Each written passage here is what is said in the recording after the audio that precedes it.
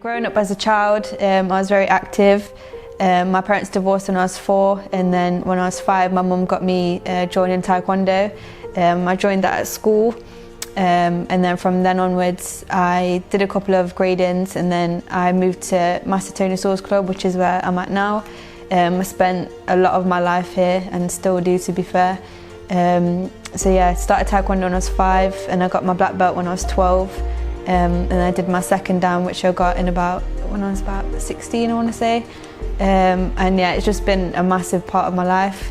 It's always kept me active, always kept me disciplined. Master Tony Swords has always been like a fatherly figure to me since, obviously since my parents' divorce, and he kind of took me under his wing. And then with Taekwondo, I met so many, like-minded people I'm still in touch with now. And with that, I had a lot of opportunities to kind of take leadership roles. He'd give me like a student or a group of people to teach, which is where like the teaching side came in. And then he bought this studio and he said, look, I've got a couple of rooms free. And if you want to teach any classes in there, by all means, go and get trained in something. And you can teach it here. So that's what I did. And then during the same time, my mum was going to Zumba classes, and she dragged me to one on a Friday night, even though I was adamant to not go. From then onwards, the instructor that we had, Sarah Perkins, she went on maternity leave. Then we had Donna Fox come in, and then one session I was kind of like freestyling at the end, and then she came over and she was like, I like what you did there, do you think you could choreograph something to that? And I just said yeah, like with no hesitation, even though I'd never done like a set choreography to a set piece of music before. But as a child, I'd always dance around the house anyway and kind of make up dances, but never took it seriously. So when she gave me that opportunity, that's when I went away. I chose a song, did a choreography to it, went back the next week ready to show it to her. She loved it, and then I was teaching the same routine the following week. And it was well received. This was when we were teaching at Moorways. So I had like the supervision of Donna, and from then onwards I got trained to be a Zumba instructor, qualified when I was 17, and then I've been teaching ever since. So for the last 5 years, started my classes here, and that's how the ball got rolling with like Zumba and teaching and fitness. And so with Zumba, Donna gave me a lot of opportunities to do a lot of charity work and charity events. I teamed up with her for Red Nose Day. We did Children Need at Derby Arena, which was televised on BBC. We did autism awareness, and then just charity events in general. I've always had an interest in, being charitable, being selfless. My grandfather, he passed away, 2 years ago now, and he was a massive figure in my life in terms of role model, inspiration. I always, I looked at him like in awe of him because of how much like selfless service he did, which we call seva in our culture. So yeah, he's like at the pinnacle as to what I want to be like when it comes to giving back and being a good person. And then so when I hosted my first ever event, that was Fit Fest. I did that in 2019 in March at Derby Arena. We invited Man Like Hacks, who's an Instagram star, comedian, and one of the F2 footballer freestylers. So he came along and did like a speech just to liven up the crowd.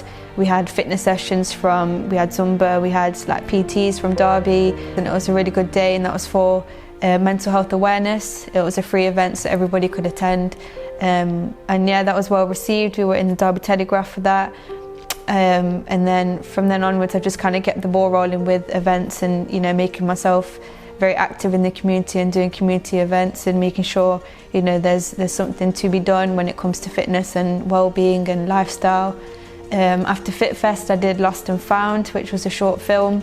I wanted to base it on a personal experience that I had gone through in regards to just like facing challenges within life. So I thought if I put that into a narrative, I had Eyes come down. He played like a bit of a role in there, which I was very grateful for. Again, that was in the paper. My uni, so Loughborough Uni, they also put it on their student page and their news page. And then we also got the film into the Quad, which is like a local cinema in Derby.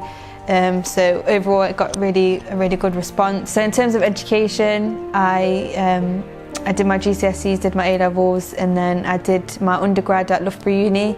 I did that in media and communications and graduated last year, so 2020. and now I'm studying my masters, which are in sport management, again still at Loughborough. And I'm hoping to go down just like the sport and the media side. They're both things that I enjoy. I enjoy, teaching, fitness, promoting healthy lifestyle and stuff like that. And then as for media, I love creating stuff. I like being, innovative with like the events that I do something different. I've always tried to put my own stamp on anything that I've done. So for example, like the flash mob, we teamed up with Kidney Research to fundraise for their charity to find more research into transplants.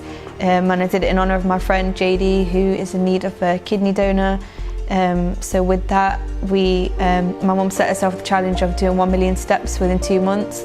And then to mark her completion of that challenge, I said I'd do a flash mob.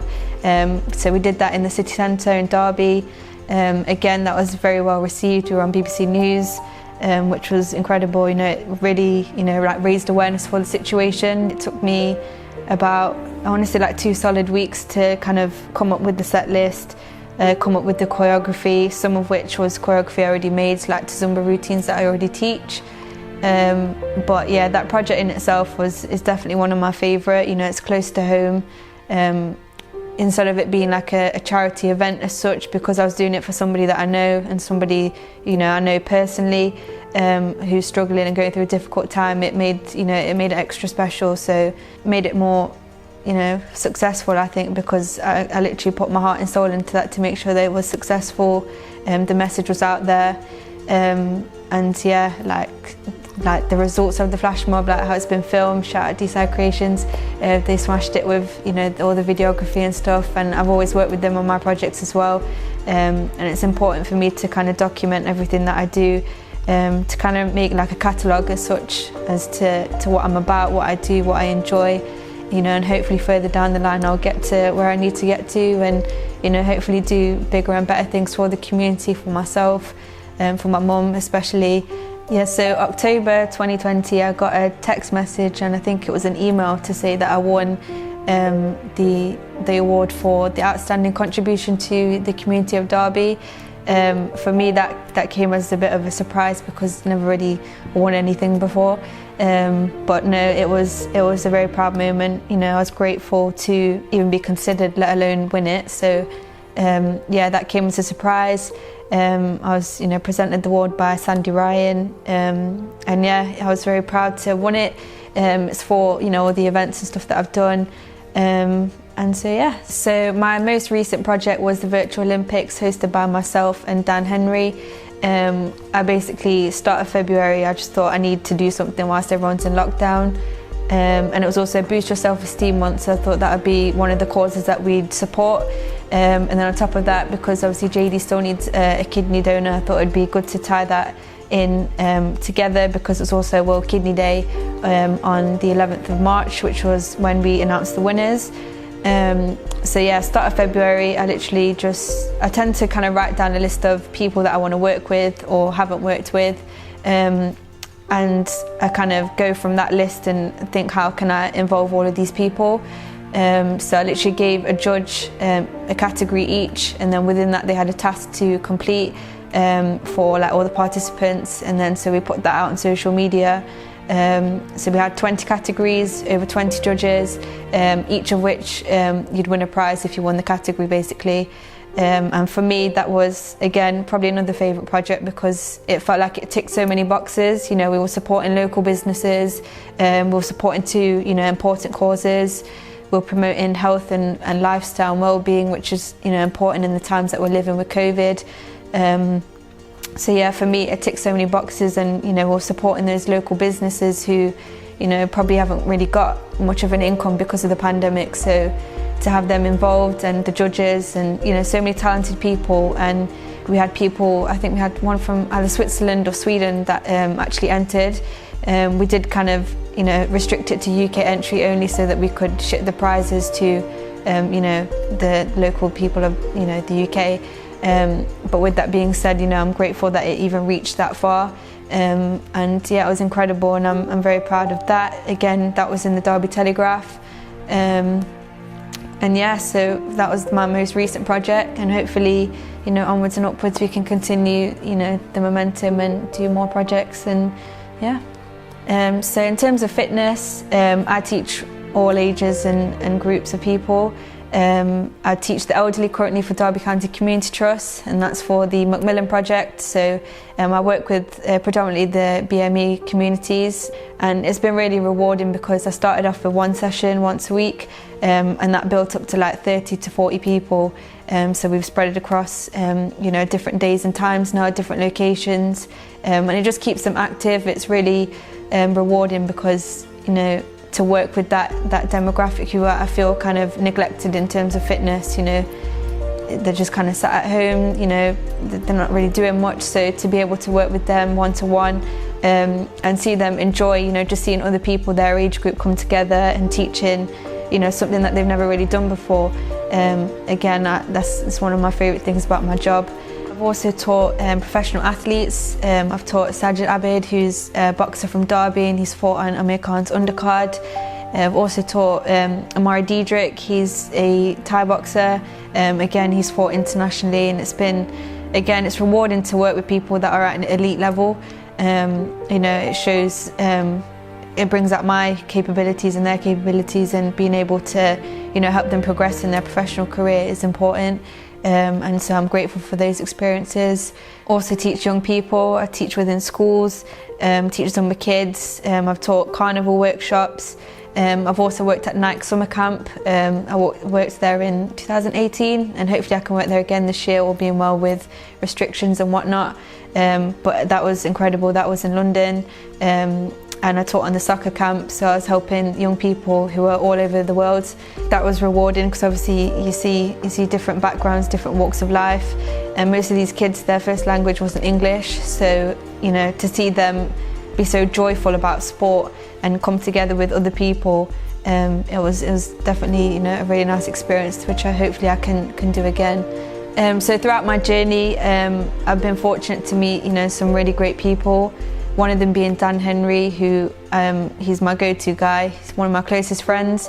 We always host events together. The first one we did was the Christmas Party-thon. We did that at Derby West Indian Centre, and we did it for Children's Hospital. So we fundraised to buy presents for young people, and then we personally delivered them on, I think it was Christmas Eve. So yeah, from then onwards, we've always done events together. Also throughout my journey, I've met Jordan Gamble and Josh Okoro. I met Josh through the Commonwealth Games. We did the Commonwealth handover ceremony in Birmingham. Again, one of my closest friends. Same with Jordan. So those three are my go-to people. We always come together, and they always support me and I support them. And I just feel in life you need those people that understand what it is you're trying to do and understand your ambitions and have the same ambitions as well, if not other things that you can both if not all relate to, and help each other in each other's journey. I feel with myself, personally I enjoy my own company. I enjoy silence, I enjoy having a lot of me time, and I think that's because I'm an only child. My mum's always taught me to enjoy your own company, because you shouldn't take anything for granted. You don't know who you're going to lose, when you're going to lose them. So I've always considered that always with everything that I do. I like to listen to music in my spare time, create choreography, study. I feel knowledge is power at the end of the day, so the more knowledgeable you are, I feel if I don't know something, I'll go away and try and find out what I need to know, and I'll come back and I'll be able to tell you what I need to. Okay, so that's me and my journey. If you want to know more about me, you can follow me on Instagram, SonamFit123, and on Facebook, Fitness Classes with Sonam.